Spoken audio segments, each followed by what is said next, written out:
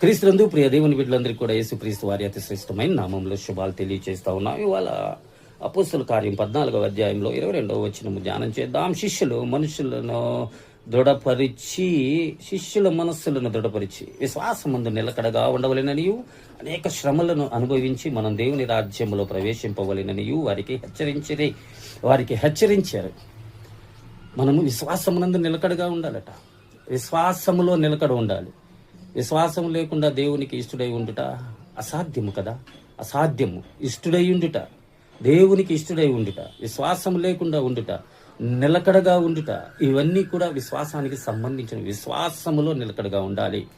విశ్వాసములో నిలకడగా ఉండాలి. ఇక్కడి నుంచి మనం చెన్నై ట్రైన్కి వెళ్తా ఉన్నాం అనుకోండి. ఈ ప్రాంతం నుంచి ట్రైన్ డ్రైవర్ మనకు తెలుసా?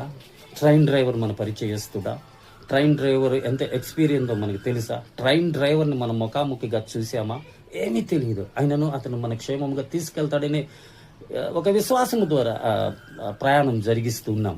అలాగనే అదే విశ్వాసము ప్రభువు కూడా మనలను జాగ్రత్తగా గురికి చేరుస్తాడు, గమ్యానికి చేరుస్తాడు. తీరని కష్టముల నుంచి విడుదల కలిగి చేస్తాడు. అలల మీద నుంచి నువ్వు ప్రయాణం చేస్తున్నా, సముద్రం మీద ప్రయాణం చేస్తున్నా, ఎక్కడ నువ్వు ప్రయాణం చేస్తున్నా, ఏ కష్టంలో, నష్టంలో, నిందలో, అవమానంలో ఉన్నా కూడా దేవుడు మనలను రక్షించి తన గమ్యానికి చేరుస్తాడు, తన పరమునకు చేర్చుకుంటాడు, తన సన్నిధికి చేర్చుకుంటాడు, తన కుడి ప్రక్కన ఉంచుకుంటాడు, తనని హత్తుకుంటాడు, అపేక్షించుకుంటాడు అనేటువంటి మనస్సు కలిగి ఉండటమే విశ్వాసం. విశ్వాసంలో నిలకడగా ఉండాలి. మేము నించున్నామని తలంచుకున్న వారు పడిపోకుండా జాగ్రత్తగా చూసుకోవాలి. విశ్వాసంలో నుంచున్నామని తలంచు పడిపోకుండా జాగ్రత్తగా చూసుకోవాలి.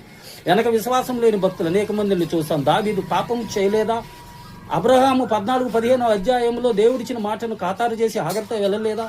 ఇటువంటి మాటలు పలుకుతూ ఉంటారు. కొంతమంది దేవుడు దీవించి ఆశీర్వదించి దేవుని కృపా వరము ద్వారా పుట్టినటువంటి బిడ్డలు తప్పు చేయలేదా అని నువ్వు ప్రశ్నించేటప్పుడు దుష్టాంతములుగా వారికి సంభవించి యుగాంతముందు నీకు బుద్ధి కలగటానికి వ్రాయించబడినటువంటి లేఖనములు మనకు ప్రయోజనకరమైన దుష్టాంతములుగా వారికి సంభవించినవి యుగాంతముందు మనకు బుద్ధి కలగటానికి నువ్వు అలాగున చేయకూడదు.